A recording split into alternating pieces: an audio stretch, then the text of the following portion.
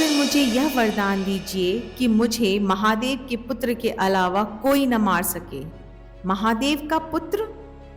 महादेव तो अब तक सती के शोक में डूबे हैं। देवताओं ने एक स्वर में कहा, महादेव अब और अधिक विरक्त नहीं रह सकते।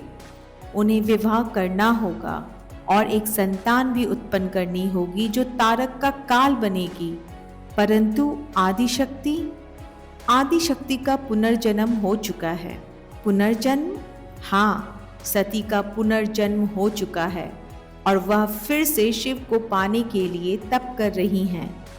एक वही है जो शिव को संतान उत्पन्न करने के लिए प्रेरित कर सकती हैं। किंतु प्रश्न ये है कि ब्रह्मा चुप हो गए। सबके भीतर वही प्रश्न गूंज रहा था, क्या तपस्वी शिव संतान उत्पन्न करेंगे? ब्रह्मा वानों को शोभित करने वाले पुष्प सहला रहे थे, कमल, अशोक, आम और मल्लिका। फिर वे ईख से बने धनुष और मधुमक्खियों से निर्मित प्रत्यंचा को सहलाने लगे। फिर वे मुस्कुराकर बोले, कामदेव, तुम इन फूलों को कांति युक्त कैसे रख सकते हो? प्रेम के देवता कामदेव ने हाथ जोड़कर कहा, मैं कुछ नहीं करता परमपिता, इसका कारण आप हैं। आपकी जीवनदायी ऊर्जा जिसने मुझे बनाया है, मेरे वाणों को जीवंत रखी है। क्या तुम जानते हो कि तुम मेरे शरीर के किस अंग से उत्पन्न हुए हो? आपके वक्ष से। हाँ, इसलिए तुम्हारा प्रधान भाव प्रेम है।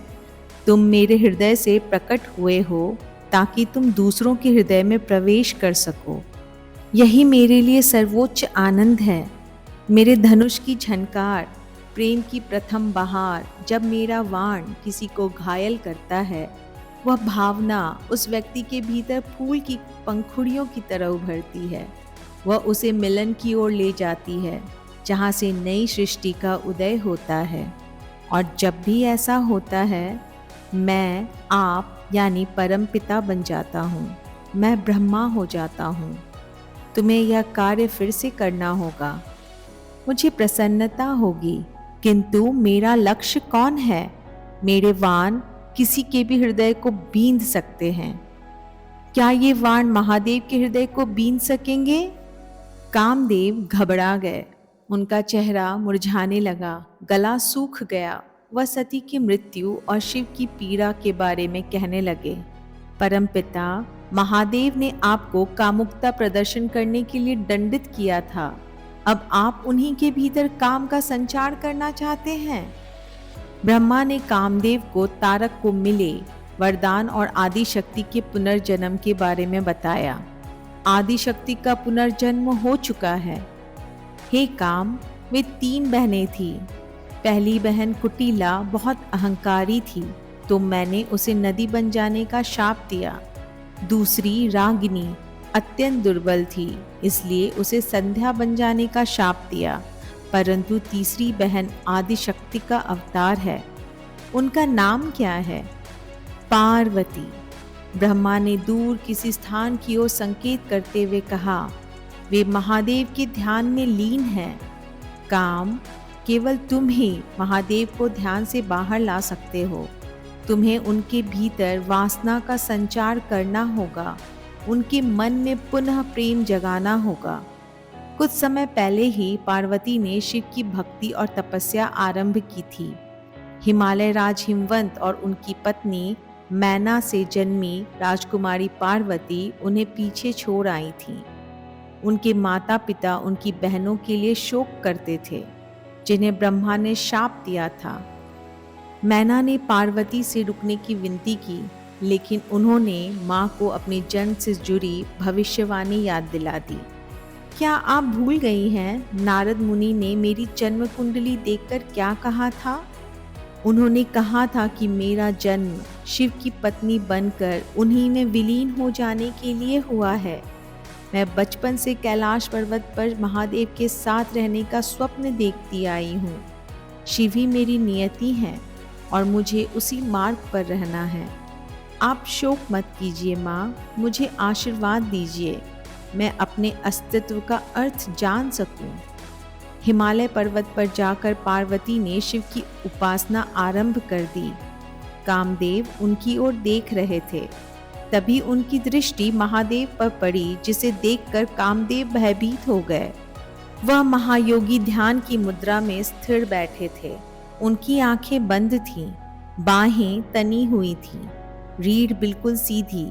वह दुख में ऐसे डूबे थे मानो पत्थर से लहू रिस रहा हो।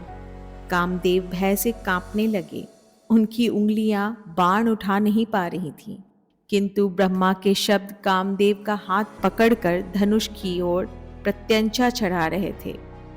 तारक के लिए काम ने निशाना साधा और बाण छोड़ दिया।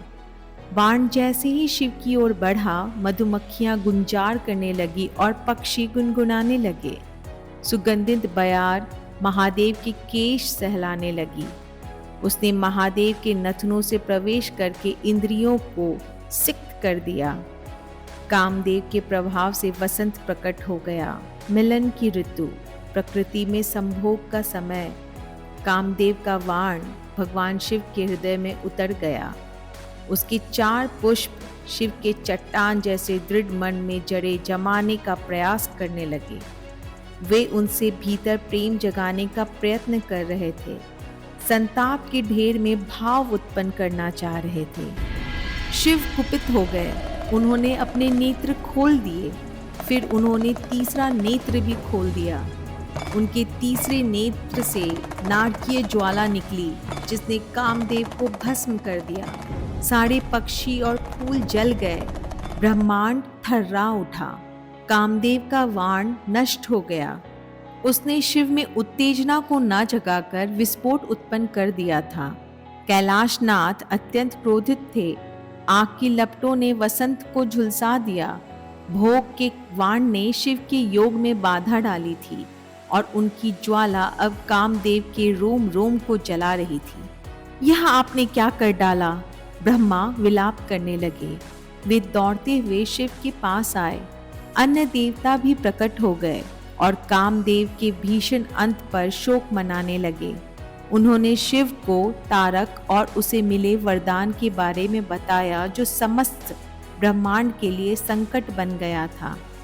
आपने यम को मार डाला, जो मृत्यु के अधिष्ठाता हैं, ब्रह्मा ने कांपते हुए कहा। और अब आपने काम को भी समाप्त कर दिया, जो जीवन का स्रोत है। शिव कुछ देर चुपचाप बैठे रहे। फिर वे उठकर कामदेव की पत्नी रति की ओर बढ़ने लगे। वह धरती पर पड़ी विलाप कर रही थी। उसने मुट्ठी में भस्म उठा रखी थी। सती और रति, उसकी आंख से आंसू बह रहे थे।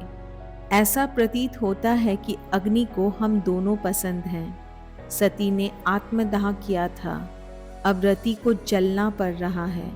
सती जलकर भस्म हुई थी, किंतु रति सदा जलती रहेगी।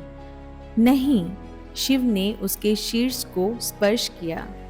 कामदेव द्वापर युग में पुनः जन्म लेंगे और तुम दोनों का फिर से मिलन होगा। रति ने अपने ऊपर पति की भस्म लगाई तो ब्रह्मा ने महादेव को उनका त्रिशूल सौंप दिया। आपको भी सती से पुनः मिलना होगा। उन्होंने कठोर तपस्या आरंभ कर दी है। मैं फिर किसी के प्रति आसक्त नहीं होना चाहता। मैं देख चुका हूँ इच्छा कैसे माया से बांध देती है, किंतु वह आपकी सती हैं, आपकी अपनी हैं।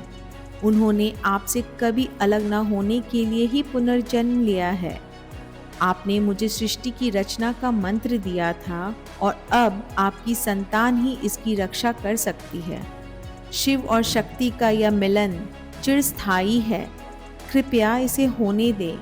यह तारक को पराजित करने के लिए ही नहीं, अपितु ब्रह्मांड के पालन पोषण के लिए भी अनिवार्य है।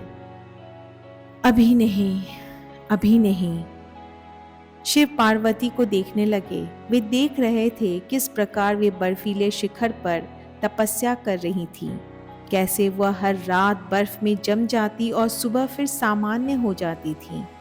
महादेव देख रहे थे कि वे किस प्रकार भोजन और पानी त्याग कर केवल पत्तों पर जीवित थी, फिर कैसे उन्होंने धीरे धीरे पत्तों का भी त्याग कर दिया।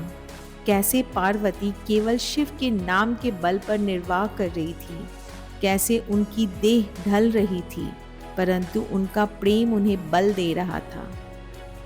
अपर्णा। पार्वती अपने स्थान से नहीं हिली। अपर्णा। पार्वती ने आंखें खोली। वह शब्द गूंज रहा था, मानो बर्फ ने धीमे से कुछ कहा हो। शिव पार्वती के समक्ष खड़े थे। कामदेव की वासना को ठुकराने वाले शिव ने पार्वती के प्रेम को अपना लिया था। पार्वती के योग ने शिव को पुनः भोग के लिए प्रेरित कर दिया था। शिव ने पार्वती को ऐसे दुलारा कि उनकी क्षुधा पूर्णतः शांत हो गई। अपर्णा। पार्वती ने पूछा। हाँ, आप अपर्णा हैं, यानी वह जिसने पर्ण पत्ता का भी त्याग कर दिया। परंतु स्वामी, मेरे माता पिता ने मेरा नाम पार्वती रखा है।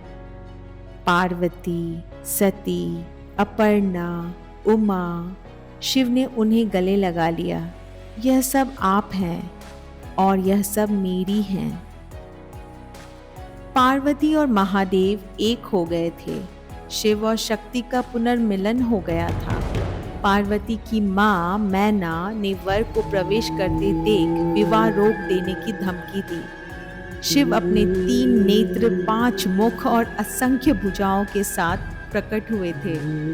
सर्पों से विभूषित शिव बैल पर सवार होकर आए थे। उनके उलझे हुए केश सर्प की बांबियां के समान दिख रही थी और उन्होंने सिंह चर्म पहन रखा था। शिव के शरीर पर भभूत लगी थी और उन्होंने भांग का सेवन किया था। परंतु उस समय शिव रूपांतरित हो गए थे और उनके आभा मंडल ने ब्रह्मांड को प्रकाशित कर दिया था। वे सूर्य और चंद्रमा से भी अधिक तेजोमय लग रहे थे। वे सभी देवताओं से अधिक मनमोहक दिख रहे थे। मानो संसार में जो कुछ उदात्त था वह सब शिव का अंश बन गया था। मैना की आंखों में खुशी के आंसू थे। उन्होंने सत्य को न देख पाने के लिए क्षमा मांगी। शिव शंकर हो गए थे। सन्यासी गृहस्थ हो चुका था। समस्त ब्रह्मांड उस नए आरंभ का उत्सव मना रहा था। अब केवल अंत की प्रतीक्षा थी। तारक का अंत।